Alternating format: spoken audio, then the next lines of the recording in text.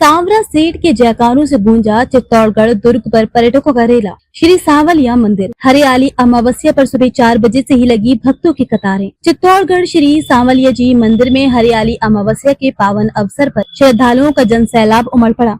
रानी चित्तौड़गढ़ दुर्ग पर भी हरियाली अमावस्या बड़ी संख्या में पर्यटक पहुंच रही हैं। दुर्ग पर जाने के लिए उमड़ती भीड़ को देखते हुए पुलिस विभाग में विशेष इंतजाम किए हैं। चंद्रलोक सिनेमा से ही वाहनों की आवाजाही बंद कर दी गई। सांवलिया जी में सुबह 4 बजे से ही मंदिर परिसर में भक्तों की कतारें लगना शुरू हो गई थी। हर माह की अमावस्या को यहाँ मेला जैसा माहौल होता है, लेकिन हरियाली अमावस्या का विशेष धार्मिक और सांस्कृतिक महत्व होने के कारण इस बार की भीड़ पहले से कहीं ज्यादा रही। एक अनुमान के अनुसार करीब 5 लाख श्रद्धालु सांवलिया जी दर्शन के लिए पहुँचे हैं। तड़के दर्शन के लिए श्रद्धालुओं की लंबी लाइनें लग चुकी थी। जैसे ही सुबह 5:30 बजे मंगला आरती के लिए मंदिर के पट खुले, वैसे ही भक्तों ने जय सांवलिया सेठ के जयकारों के साथ भगवान के दर्शन किए। मंगला आरती के बाद भी दर्शनार्थियों की संख्या लगातार बढ़ती रही। श्रद्धालु कतार में लगकर दर्शन करते रहे। इसके बाद दोपहर तक ये सिलसिला चलता रहा। हरियाली अमावस्या के इस शुभ दिन पर भगवान सांवलिया सेठ को विशेष श्रृंगार और सोने की वाघा धारण कराए गए।